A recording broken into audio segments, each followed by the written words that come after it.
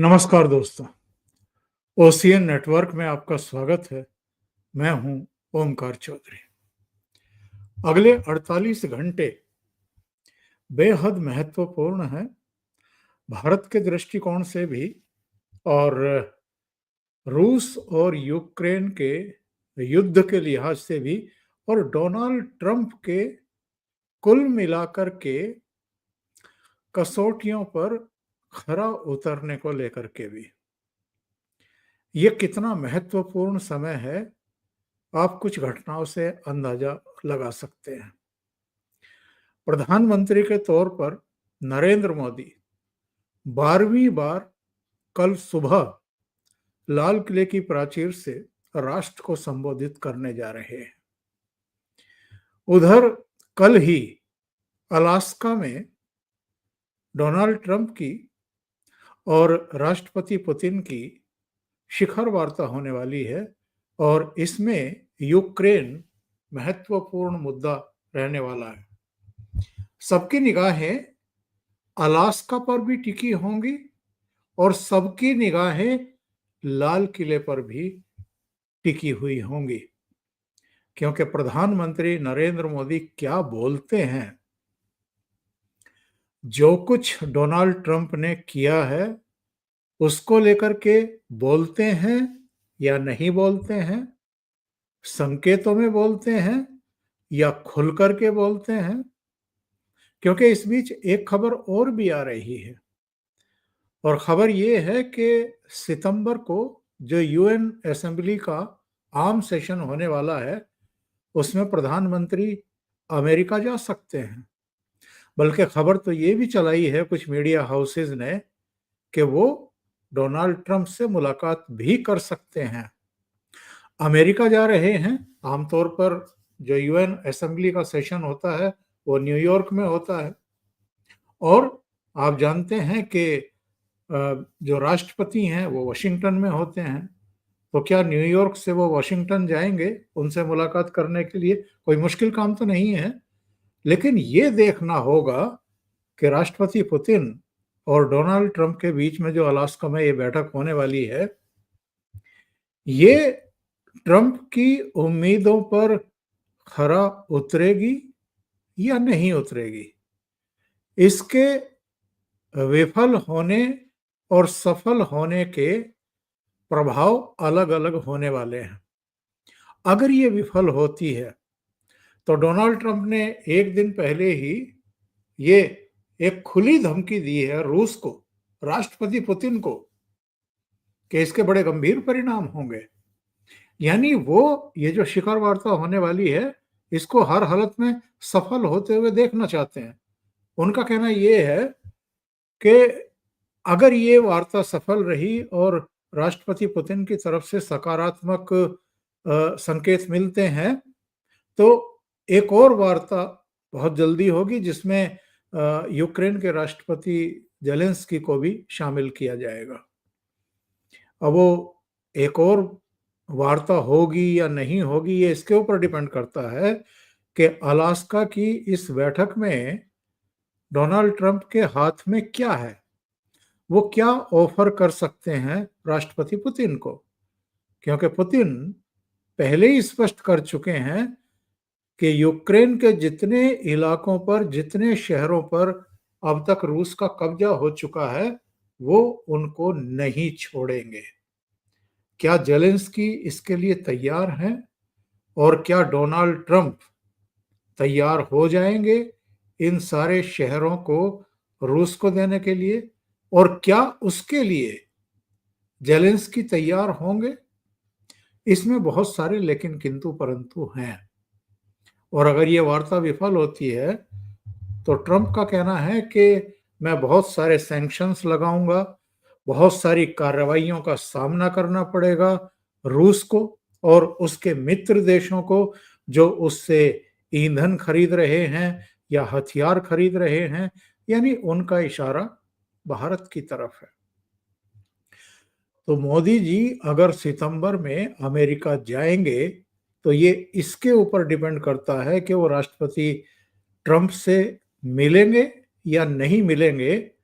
कि ये जो अलास्का में कल बैठक होने वाली है, ये सफल रहती है या विफल होती है। अगर सफल हो गई, अगर रूस और यूक्रेन के बीच में युद्ध थम गया, तो फिर कोई मसला ही नहीं बचेगा। फिर ये जो 50% टैरिफ थोप रखा है भारत पर डोनाल्ड ट्रंप ने, इसका भी कोई मतलब नहीं रह जाएगा। और वैसे भी उनके अपने देश में उनको तमाम आलोचनाओं का सामना करना पड़ रहा है। लोग अब सवाल कर रहे हैं कि 2 ढाई दशक में बहुत मुश्किलों से हम भारत को अपने करीब लेकर के आए थे, और ट्रंप ने अपनी जिद में या सनक में भारत का विश्वास एक बार फिर डिगा दिया है और उस पूरी कवायद और मेहनत पर पानी फेरने का काम किया है। लेकिन अभी हम बात करेंगे इसकी कि प्रधानमंत्री नरेंद्र मोदी लाल किले की प्राचीर से क्या बोलने वाले हैं। जिस तरह के हालात इस समय देश में हैं, और जो हालात एक्चुअल में फैब्रिकेटेडली बना दिए गए हैं, जानबूझ करके बनाए जा रहे हैं एक अराजकता फैलाने के लिए, इसको बांग्लादेश की दिशा में ले जाने के लिए या मोड़ने के लिए। और कुछ कुछ लोगों के मुंह से ये बातें अब निकल भी रही हैं, धमकी के अंदाज में।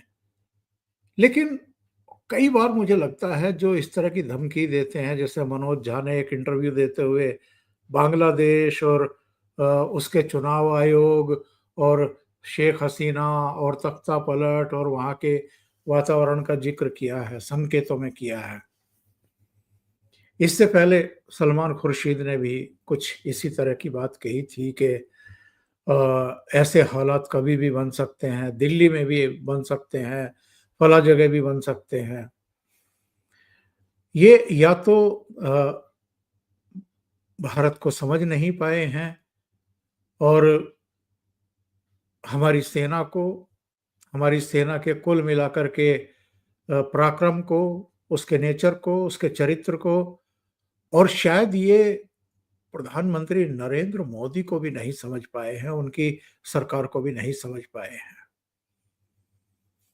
और इनकी समझ में शायद ये बात भी नहीं आई है कि प्रधानमंत्री नरेंद्र मोदी राजनीति नहीं करते हैं, वो राष्ट्र नीति पर चल रहे हैं और ये विशुद्ध राजनीति कर रहे हैं। सत्ता चाहिए इनको, इसलिए ये किसी भी हद तक जा रहे हैं और देशी विदेशी तमाम भारत विरोधी ताकतों से हाथ भी मिलाए हुए हैं। तो प्रधानमंत्री नरेंद्र मोदी इनकी सारी हरकतें बर्दाश्त करते हुए आ रहे हैं, इनको झेलते हुए आ रहे हैं।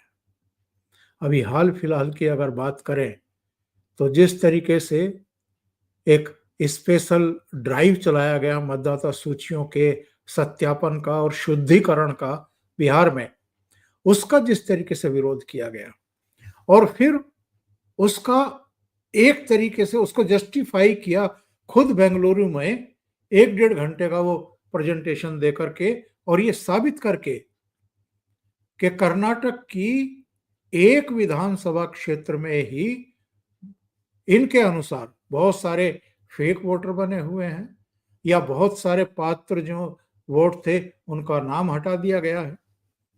अब जो भी आरोप लगा रहे हैं, एक घर में 40 वोट बने हुए हैं या 80 वोट बने हुए हैं या 150 बने या 200 बने हुए हैं, इनके सत्यापन का काम होगा और चुनाव आयोग करेगा, वो तभी तो ठीक होगी।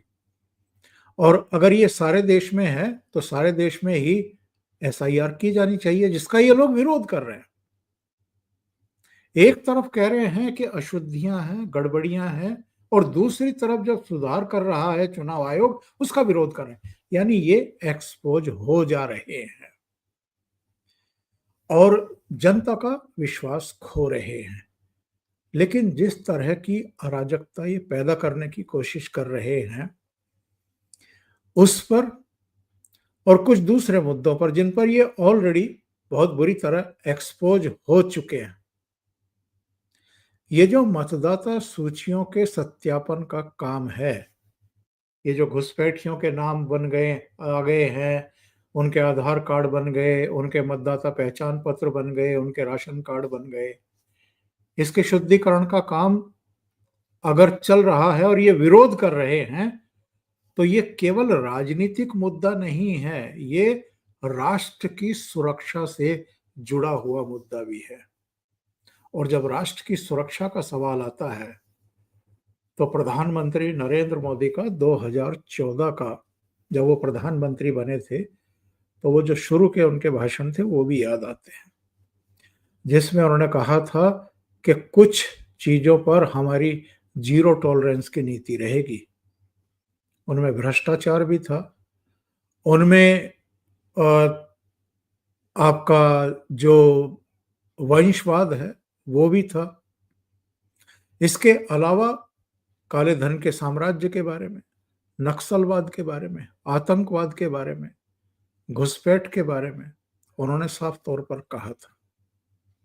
और ये मुहिम अब तेज चल रही है, हो गई है। इसके आड़े जो भी आएगा, उसका क्या हश्र होगा, उस पर क्या कार्रवाई होगी, ये तो आने वाला वक्त बताएगा। लेकिन सबकी निगाह जो है वो इस समय लाल किले की प्राचीर से प्रधानमंत्री के उद्बोधन पर टिका हुआ है कि वो किन किन बिंदुओं पर बोलने वाले हैं। और ये जो राष्ट्रीय सुरक्षा से जुड़ी हुई इस मुहिम का विरोध करने वाले लोग हैं, इनसे कैसे निपटते हैं। प्रधानमंत्री क्या बोलेंगे, उसका बहुत हद तक संकेत वैदेशिक मामलों को लेकर के, डोनाल्ड ट्रंप के टैरिफ लगाए जाने को लेकर के, और जो भी अंतर्राष्ट्रीय इस समय गतिविधियां चल रही हैं, राजनीति कूटनीति चल रही है, और उसके जो आगे फल होने वाले हैं, प्रभाव होने वाले हैं, उनका संकेत एस जयशंकर ने बुधवार को एक कार्यक्रम में दे दिया। एक तो सूचना ये है कि जिस तरीके से एनएसए अजीत डोभाल अगस्त के पहले सप्ताह में मॉस्को की यात्रा पर गए थे और वहां राष्ट्रपति पुतिन के साथ उनकी मुलाकात हुई थी, अब एस जयशंकर भी मॉस्को रवाना होने वाले हैं 20 अगस्त को। अपने समकक्ष लावरोव से मिलेंगे और संभवतः राष्ट्रपति पुतिन से भी उनकी मुलाकात होने वाली है। और ये मुलाकात इसलिए भी अहम है कि अलास्का में जो डोनाल्ड ट्रंप और पुतिन के बीच में बातचीत होने जा रही है, उसकी ब्रीफिंग हालांकि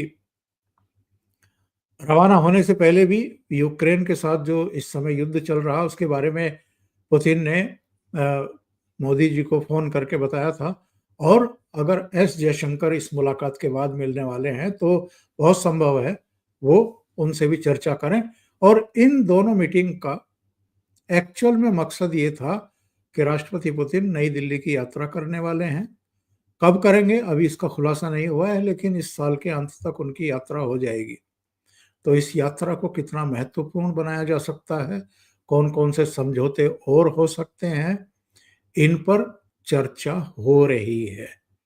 देखना ये भी होगा कि राष्ट्रपति पुतिन की ये जो नई दिल्ली यात्रा है, ये 1 दिन की होगी या 2 दिन की होगी या इससे ज़्यादा की होगी, क्योंकि जिस तरह के हालात हैं वो अब विदेश यात्राएं नहीं कर रहे हैं। कई अंतर्राष्ट्रीय जो संगठन हैं, संस्थाएं हैं, उनकी जो मीटिंग्स थी उनमें भी वो शामिल नहीं हुए हैं। लेकिन अगर वो भारत आते हैं तो ये एक महत्वपूर्ण घटना होगी, इस पर भी दुनिया की नजरें होंगी, क्योंकि अमेरिका के साथ जो हमारे रणनीतिक और सामरिक रिश्ते थे उनमें अब खटास और अविश्वास पैदा हो गया है। तो एस जयशंकर रवाना हो रहे हैं, लेकिन उससे पहले उन्होंने एक कार्यक्रम में ये कहा है और संकेत यही दिया है, जो 50% टैरिफ हम पर थोपा गया है, उनका कहना ये था कि ये जो भारत का रास्ता रोकने की कोशिशें हो रही हैं, उसकी अर्थव्यवस्था को धक्का देने की कोशिश हो रही है, इसी के बीच से हम विकसित भारत की तरफ बढ़ेंगे, उस दिशा में बढ़ेंगे। और ये ही घटनाएं हैं जो हमें और बेहतर करने के लिए, आत्मनिर्भरता की तरफ कदम बढ़ाने के लिए, ठोस कदम बढ़ाने के लिए प्रेरित करते हैं। तो जाहिर है भारत ने और प्रधानमंत्री नरेंद्र मोदी के लाल किले से भाषण से पहले ही एस जयशंकर ने ये संकेत दे दिए हैं कि भारत नहीं झुकने जा रहा है। डोनाल्ड ट्रंप चाहे जो कर ले, अमेरिका के सामने भारत नहीं झुकने वाला है। अच्छा, जब अमेरिका के सामने और डोनाल्ड ट्रंप के सामने भारत नहीं झुकने जा रहा है, तो जो लोग यहाँ प्रधानमंत्री नरेंद्र मोदी और उनकी सरकार को झुकाने के सपने पाले हुए हैं, उनकी तो हैसियत ही अब क्या बची है। इतने चुनाव हार चुके हैं और अपनी पार्टी को हरवा चुके हैं कि उनकी हैसियत वैसे ही कुछ नहीं बची है। लोकसभा में थोड़ी सी सीटें इस बार क्या बढ़ी 2024 में, इन्होंने कोई भी सेशन डिस्ट्रॉय करने से ये बाज नहीं आए हैं, लेकिन राज्यसभा में इनकी ताकत लगातार घटी है। राज्यों में लगातार इनका सुपड़ा साफ हो रहा है। इसके बावजूद अगर ये लोग सड़कों पर हंगामा कर रहे हैं, तो इसका एक दूसरा पहलू भी है। कहाँ तो ये राजवंश परिवार के माने जाते थे, जिनके इशारे पर राष्ट्रपति बनाए जाते थे, उपराष्ट्रपति चुने जाते थे, मुख्यमंत्री चुने जाते थे, राज्यपाल लगाए जाते थे, केंद्र में कौन मंत्री बनेगा ये डिसाइड करते थे ये लोग। यहाँ तक के नौकरशाहों के उलटफेर में भी इनकी भूमिका होती थी। और कहाँ आज ये मोदी जी की वजह से सड़कों पर आ गए हैं और तालियां पीटते हुए और नारेबाजी करते हुए और मोदी सरकार को कायर बताते हुए दिखाई देते हैं। एक्चुअल में ये परिवार कई तरह के प्रेशर में इस समय है। नेशनल हेराल्ड केस में सोनिया गांधी और राहुल गांधी के ऊपर चार्जशीट दाखिल हो चुकी है। इनके जीजा श्री यानी प्रियंका वाड्रा के पति रॉबर्ट वाड्रा पर भी वो शिकोहपुर जो लैंड घोटाला है उसमें चार्जशीट दाखिल हो चुकी है। तो इन तीनों के ऊपर तो तलवार लटक गई है, सजा की भी और अंदर जाने की भी। इसलिए बौखलाहट दिन रात बढ़ती जा रही है और वो दिखाई भी दे रही है। अच्छा, इतना विश्वास हो चुके हैं पब्लिक का कि अब इनके कार्यकर्ताओं को और कुछ नेताओं को छोड़कर के कोई इनके साथ दिखाई भी नहीं देता है। तो अराजकता पैदा करो और जो असम के जरिए घुसपैठ करके पूरे देश में अलग अलग जगह छितर जाते हैं, बस जाते हैं और इनके वोटर बनते हैं, हेमंता बिस्वा शर्मा ने उन पर भी नकेल कस रखी है। और ऊपर से अमित शाह का डंडा चल रहा है।